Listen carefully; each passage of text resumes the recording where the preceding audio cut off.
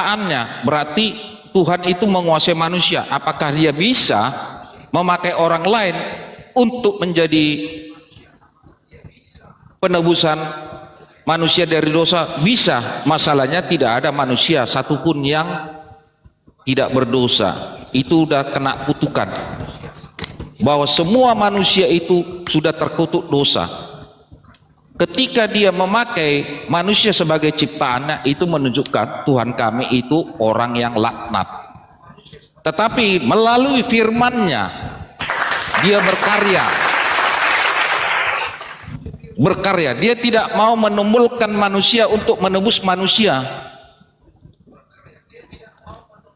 sehingga dia berkarya melalui firman-Nya yang menjadi manusia yang disebut namanya Yesus, yang kami imani adalah Tuhan kami. Itulah yang menebus kami manusia sebagai dosa. Seandainya tidak ada penyalipan, kami ini orang yang terkutuk. Tapi karena sudah terjadi penyalipan, kami ini bukan orang yang terkutuk, yang mengimani. Dia menyerap semua kutukan yang sudah dia lakukan. Sehingga secara logika berpikir bahwa kami dipastikan, bukan mudah-mudahan, dipastikan masuk ke surga. Catatannya ada. Bukan kedukun aja yang pakai syarat, Tuhan juga mempunyai syarat. Syaratnya ada, yaitu apa? Dua hukum utama. Kasihilah Tuhan Allahmu dengan segenap hatimu, kasihilah sesama manusia seperti dirimu sendiri. Itu berat, tidak semua orang bisa melakukan. Bahkan orang Kristen sendiri pun tidak mungkin, ini saya pakai, tidak mungkin melakukannya. Mengasihi sesama manusia, mengasihi sesama manusia itu jabarannya panjang. Satu diantaranya, musuh harus dikasihani, bukan dilawan. Itu berat saudaraku. Yang bisa melakukannya itu cuma satu manusia, Yesus. Karena tidak bisa manusia melakukannya, makanya ada karya Tuhan itu di dalam keimanan kami Kristen. Dia mengambil kutuk itu sehingga dia menjadi terkutuk. Saya nggak malu mengatakan, iya memang Tuhan kami itu menjadi terkutuk. Dan kami bersyukur bahwa Tuhan kami itu menjadi, yang namanya manusia Yesus itu dengan nama Yesus itu menjadi terkutuk. Iya, kutuk yang ada di dalam diri. Cukup, lanjut Bang Zuma. Assalamualaikum. Lanjut Gurunda. Jangan terlalu banyak omong. Ini bukan gereja. Warahmatullahi wabarakatuh. Assalamualaikum warahmatullahi wabarakatuh, guruku Kang Ustaz Ardiansyah. Assalamualaikum warahmatullahi wabarakatuh. Lanjut Gurunda. Iya. Ya. Bahwa kami ini seperti, ya, kepanjangan saudara, poinnya pun melebar entah kemana-mana gitu ya, nanti jadi babak Anda belur. panjang, jangan Fokus saja dulu saudara, jangan terlalu melebar kemana-mana karena saya kenapa Anda minim, pengetahuan Anda sangat minim sini ya. Jadi gini, Anda mengatakan, sabar dulu Bang, tapi jangan di, jadi masih panjang ya narasinya ya. Sayangnya ini bukan gereja. terima kasihlah kalau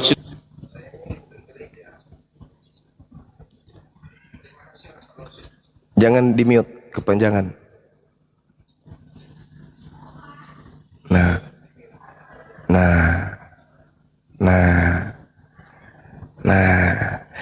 Oke, saya tanggapi yang terakhir aja dulu tadi ya, pembodohan dan kebodohan sang nihil ilmu yang mengatakan di Kristen itu kepastian selamat itu pasti. Tidak ada dalilnya. Dari kitab Kejadian sampai kitab Wahyu itu tidak ada dalil jaminan keselamatan kepada Kristen. Ini tak kasih data bahwa di Kristen itu mudah-mudahan 1 Yohanes 3 nomor 2, saudara-saudaraku yang kekasih, sekarang kita adalah anak-anak Theos, anak-anak dewa, tetapi belum nyata apa keadaan kita kelak. Belum pasti bagaimana situasi dan kondisi kita kelak. Akan tetapi kita tahu bahwa apabila Yesus Kristus menyatakan dirinya, kita akan menjadi sama seperti Kristus, sebab kita akan melihat Kristus dalam keadaannya yang sebenarnya. Jadi Kristus di dalam 1 Yohanes 3 nomor 2 itu bukan Tuhan tapi manusia. Dalam keadaan yang sebenarnya Yesus itu, Kristus itu adalah makhluk seperti dengan Kristen yang lain. Itu bukan Tuhan. Sekali lagi saya sampaikan kepada teman-teman agar memahami pengajaran penyembah makhluk terkutuk. Ketika dia dengan sombongnya mengatakan di Kristen itu tidak ada mudah-mudahan, tapi kepastian itu kebohongan. Cara iblis menyesatkan itu kayak gitu. Kepada jemaat-jemaat, wah mereka hebat. Tapi kalau kepada apologet Islam Indonesia, mereka hanyalah sampah pemakan daun kering. 1 Yohanes 3 nomor 2, saudara-saudaraku yang kekasih, sekarang kita ini adalah anak-anak dewa. Tetapi belum nyata apa keadaan kita kelak. Belum pasti, belum jelas. Ya, kalau di dalam terjemahan lama itu belum jelas seperti apa keadaan kita nanti. Itu dalam di dalam terjemahan yang sebenarnya. Kata nyata itu ini jauh dari apa yang seharusnya. Kata Panero itu harusnya itu belum jelas atau belum pasti atau belum nampak, ya, artinya sesuatu yang masih abu-abu. Itu di 1 Yohanes 3 nomor 2. Kemudian banyak hal yang dinarasikan tadi sang nihil ilmu, terkait dengan dia mengakui bahwa mereka menyembah makhluk terkutuk. Dan kebohongan yang paling terdahsyat yang dilakukan kemudian oleh iblis di atas muka bumi ini adalah fitnahannya terhadap Nabi Adam alaihissalam. Mereka memfitnah Nabi Adam secara membabi buta demi untuk menjual Kristus sebagai penebus mereka dengan cara mati dengan jalan kutuk di atas salib. Ini adalah kebohongan. Hadapkan saya, lulusan terbaik dari Kristen, yang mampu menunjukkan kepada saya bahwa Adam alaihissalam itu mewariskan dosa kepada keturunannya. Indahnya Islam, karena Nabi Adam dan keturunannya itu adalah makhluk yang dimuliakan. Walaqad karramna bani Adam wa hamalnahum fil barri wal bahri. Dan sungguh aku Allah telah memuliakan anak cucu Adam. Jadi bedanya dengan ajaran yang suka kepada kutuk, mengutuk semua, ya, yang seharusnya tidak dikutuk, yang dikutuk malah dimuliakan. Contoh, di dalam Al-Quran, wa innaka rajim, yang dikutuk itu adalah iblis, tapi di mereka yang dikutuk itu Tuhan. Di dalam Al-Quran, Nabi Adam dan keturunannya dimuliakan. Di dalam Kristen, Nabi Adam itu dikutuk. Di dalam Al-Quran yang dikutuk itu adalah iblis. Sekali lagi, di dalam Kristen yang dikutuk itu adalah sembahan mereka. Sangat jauh dari ajaran Islam, ajaran Kristen ini. Kedudukan sang terkutuk di Islam itu iblis, kedudukan sang terkutuk di Kristen itu adalah Tuhan mereka. Jauh sekali. Jadi mereka ini adalah penyembah makhluk terkutuk, sedangkan kita adalah penyembah hakikat yang maha suci. Saya kira begitu dari saya, ya. Terakhir, terkait dengan dia mengaku bahwa orang Kristen tidak mencuri tapi merampok. Kenapa? Tadi ucapannya saudara kita itu sang nihil ilmu, dia mengatakan bahwa kami tidak mencuri perjanjian lama karena Yesus itu adalah orang Yahudi. Ini trik penyembah makhluk terkutuk, triknya begitu. Yesus memang orang Yahudi, siapa bilang dia orang Makassar? Yang orang Makassar itu Bang Suma. Yesus orang Yehuda. Yesus itu orang Yehuda. Dia keturunan Daud. Dia keturunan Harun. Dia orang Yahudi. Pantas kalau beliau menggunakan kitab Tanak. Lah dia orang Yahudi kok. Lah ente yang kumaksud itu Kristen. Apa hubungannya? Kitabnya Yahudi kok ada di kalian? Karena Yesus orang Yahudi. Yesus tidak pernah mengajarkan dirinya untuk bangsa lain. Kalau Kristus iya. Kristus mengajarkan agar pergi ke seluruh bangsa, jadikan dirinya sebagai sembahan. Jadikan semua bangsa menjadi pengikutnya sebagai muridnya. Itu Kristus. Kristus yang mati terkutuk di atas salib. Sembahan saudara kita Kristen. Seperti itu ya. Jadi kalau dikatakan kami Kristen tidak mencuri, ya pikir aja sendiri. Kalau ente tidak mencuri, apa hak anda menggunakan kitabnya Yahudi? Ini yang membuat kemarin Pak Bom dia beol dan beolnya keluar itu tulang rusuknya meleleh keluar. Sampai sekarang masih sakit dia. Karena memang tidak ada legalitas, tidak ada validasi dari kaum Yahudi terhadap Kristen tentang penggunaan kitab mereka ini. Nggak ada. Tidak ada. Ulangan 33 nomor 4. Hukum yang datang kepada Nabi Musa hanya untuk Bani Israel. Mazmur 147, data nomor 19, nomor 20. Hukum yang datang kepada Yakub dan aturan-aturan yang datang kepada Israel tidak diberikan kepada bangsa di luar Yahudi. Kristen ini dari mana? Tidak ada cerita, jangan cerita. Jadi saudara sang nihil hukum yang tidak ngerti hukum dan tidak ngerti kebenaran, tolong belajar lagi ya. Belajar 600 tahun baru naik ke Komal Islam untuk berdiskusi. Demikian teman-teman. Silakan. Ya, mohon izin Gurundaku. Ya Bang Silakan. Aldi dan Bang Ferdi, selamat siang. Bang Aldi, Bang Ferdi dari Muslim atau dari Kristen? Kalau Muslim, Assalamualaikum warahmatullahi wabarakatuh. Bang Aldi monitor. Bang Ferdi. Bang Aldi. Bang Ferdi. Saya hitung 1 sampai 1000 ya. 1, 900, 1000.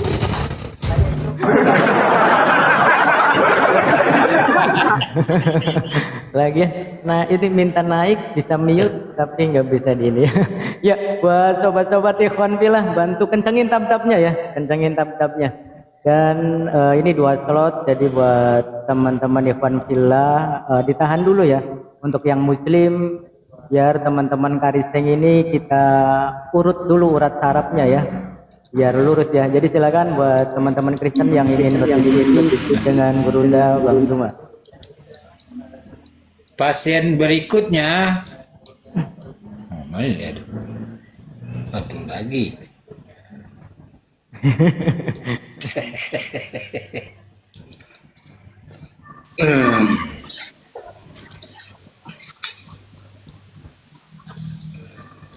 Masya Allah. Ya, momot yang dibawa sambil bantu barangkali ada noten-noten yang dibawa yang bisa diajak diskusi.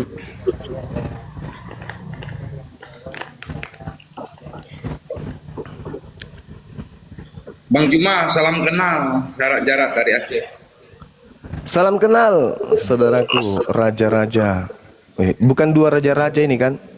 Bukan, Oh bukan. Kirain 2 raja-raja ini. Oke. kalau dekat saya Pak Zuma ada ingat itu.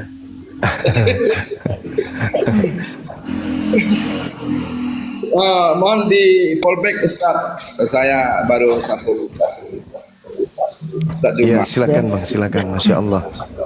Ya, mohon izin selamat siang atau assalamualaikum. Tapi kalau nama muslim ya, Abang Alfat. Selamat siang atau assalamualaikum Abang. Selamat siang. Ya siang bang. Muslim atau Kristen Abang?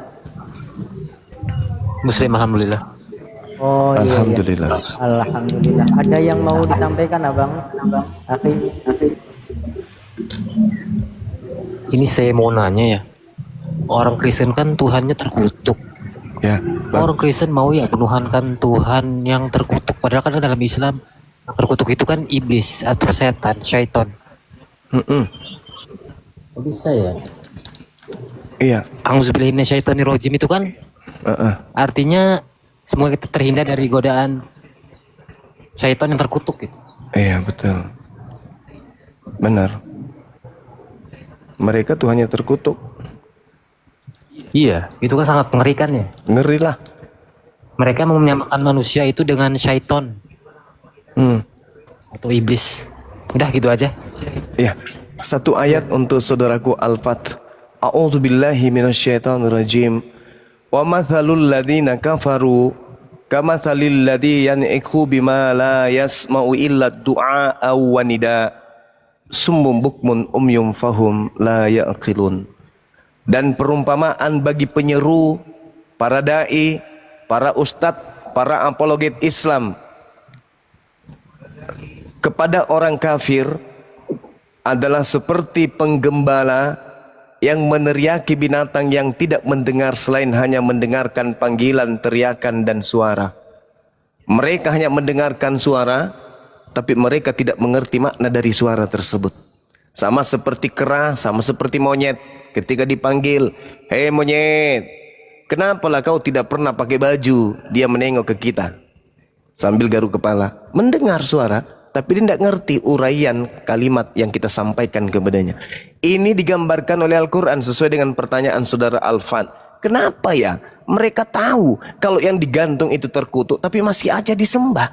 Wa mathalul ladzina kafaru kamathalil ladzi yan'iqu bima la yasma'u illa du'a wa nida summum bukmun umyum fahum la ya'qilun. Mereka tuli, mereka bisu, mereka buta, maka mereka tidak mengerti. Itu Al-Quran.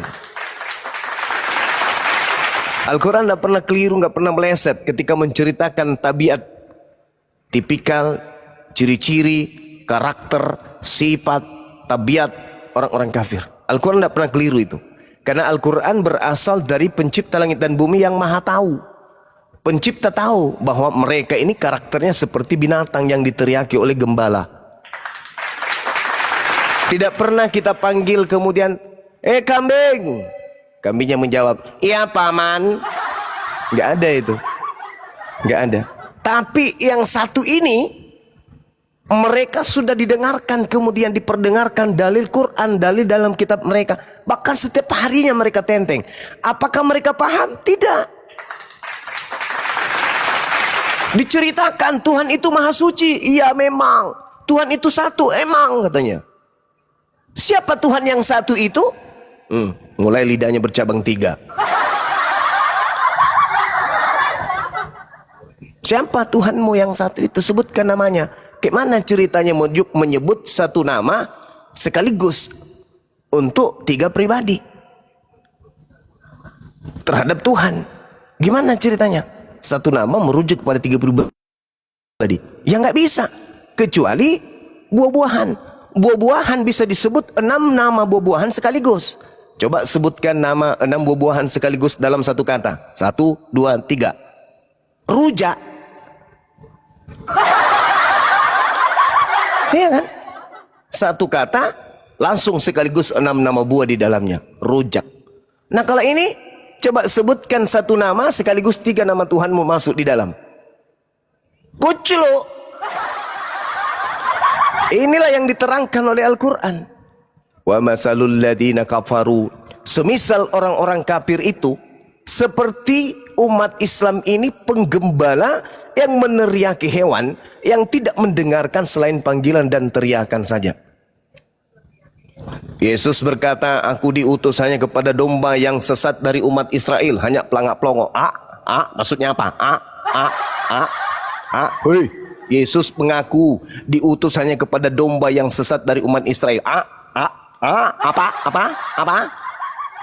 Kamu dari mana? Aku dari Makassar. Hubunganmu dengan Bani Israel apa?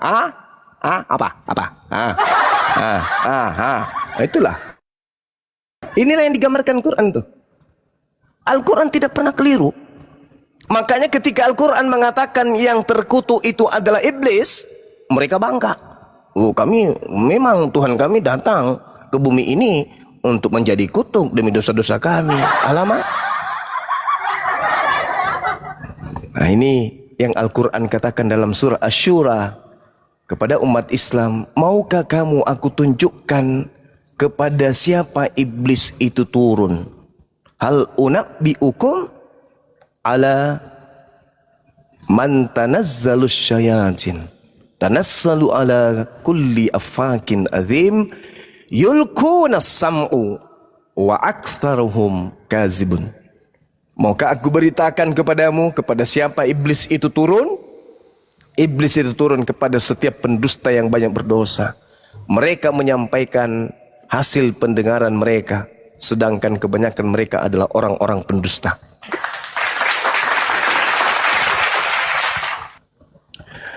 Saya kira begitu teman-teman sekalian. Silakan kalau ada penyembah makhluk terkutuk dinaikkan.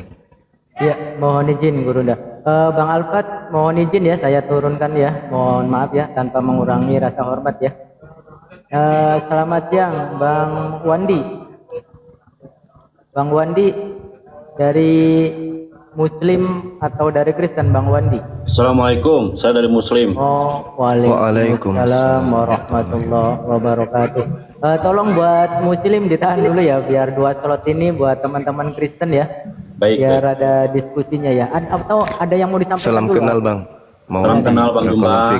Iya. Iya Bang. Silakan. Sedikit saya mohon izin untuk nyampaikan Bang Juma. Silakan.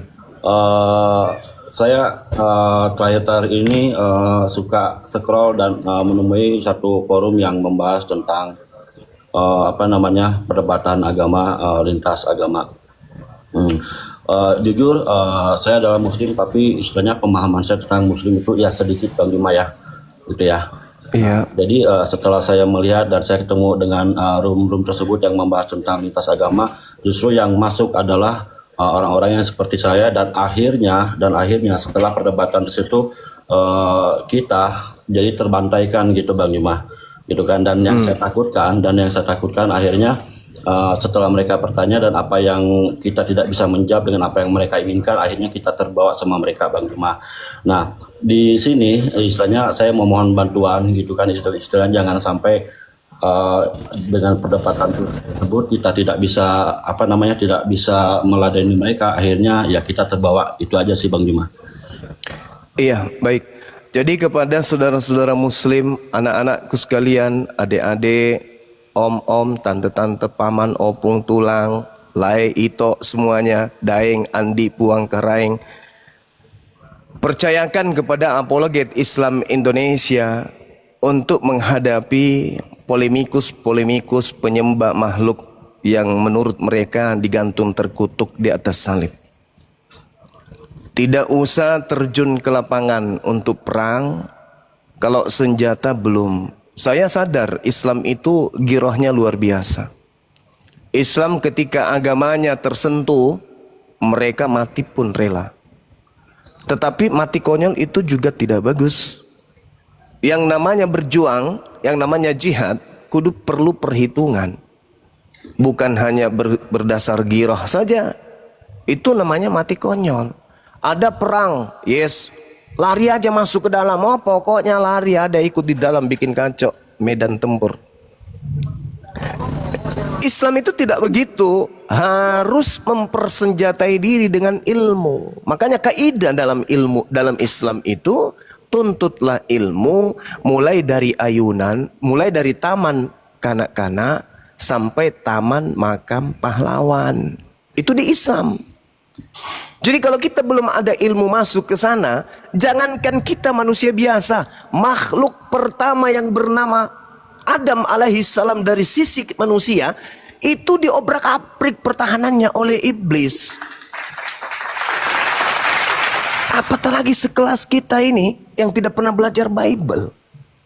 Seorang ustadz paham bahasa Arab, hafal 30 juz, ngerti nahwu Arab, tapi tidak mengerti tentang senjata-senjata kaum kafir, percuma berdebat dengan mereka, percuma. Karena mereka bukan mau mendengarkan nasihat, mereka ingin membantah kebenaran.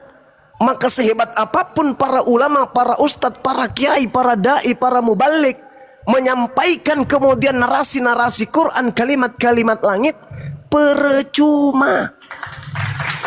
Maka yang bisa menghalau mereka, yang bisa menghantam mereka, yang bisa memindahkan jantungnya ke kiri ke kanan, ginjalnya pindah ke tumit, itu hanya para apologet Islam yang belajar siang dan malam, mengkaitkan kemudian dengan pemahaman antara akal, pewahyuan, dan juga buku yang mereka anggap sebagai firman Tuhan. Baru bisa. Kalau cuman modal semangat, Oh nggak bisa. Nabi Adam kurang apa? Di surga loh dia. Di Taman Eden beliau. Bersama dengan istrinya. Intim dengan Allah. Berbicara dengan Allah. Allah menyatakan diri kepadanya. Pertahanannya sangat kuat. Apa yang terjadi? Iblisnya nggak seberapa pengaruhnya. Jatuh. Untung saja Salam diberkati bersama dengan keturunannya, dimuliakan beliau. Nah, di zaman sekarang cara, trik, metode, karakter mereka, tabiat mereka, dan juga pemahaman-pemahaman karakteristik yang mereka pahami berdasarkan dengan contoh yang diteladani mereka dari Paulus, melahirkan mereka menjadi penyiar, pemberita kabar yang sangat luar biasa. Taruhlah Edis, contohlah itu Edis. Tak bisa kita kemudian melumpuhkan dia dengan ilmu pengetahuan, tak bisa. Kenapa? Karena mereka, si Edis ini tidak menggunakan akal di dalam menelaah. Mereka hanya framing, dia hanya framing, mencari kata yang dibolak-balikkan. Itu aja, kata-kata yang dia pahami berdasarkan dengan tafsir kata. Sedangkan ayat suci Al-Quran tidak bisa ditafsirkan hanya dengan satu kata. Harus ditafsirkan dengan satu ayat. Sementara dia hanya kata. Satu kata seperti Rabb. Nabi Muhammad itu juga adalah Rabb. Nabi Muhammad juga itu adalah Tuhan.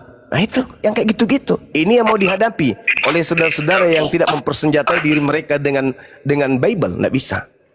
Karena musuh terberat mereka itu adalah Bible.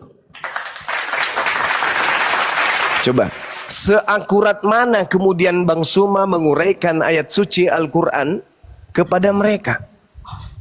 Mereka terima? Mereka merasa terpukul? Enggak. Contoh, seperti ayat yang saya bacakan tadi.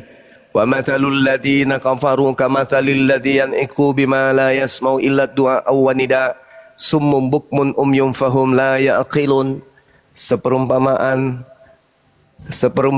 kemudian bagi penyeru orang kafir adalah seperti gembala yang meneriaki binatang dan mereka kemudian tidak mendengar, hanya suara saja. Sakit enggak mereka mendengarkan ayat ini? Enggak sakit. Nah sementara para ustadz, para ulama hanya punya senjata ini. Sedangkan yang mau dihadapi ini adalah saudara-saudaranya iblis. Tapi kalau saya menggunakan Matius 15, nomor 24, nomor 25, nomor 26, pincang langsung, timpang, giginya terlempar kemudian. Gondok langsung. Bahwa di luar Yahudi yang ngaku-ngaku percaya kepada Yesus, Yesus hanya menganggapnya sebagai guguk. Sakit nggak mereka? Oh sakit. Langsung panoan giginya. Bisulan giginya langsung. Maka saya katakan musuh terberat mereka itu Bible. Nah jadi kalau saudara naik ke tempat mereka, pemahaman tentang Bible itu masih minim, oh Anda dirujak sama mereka. Anda dirujak karena mereka adalah dicipta dalam satu keadaan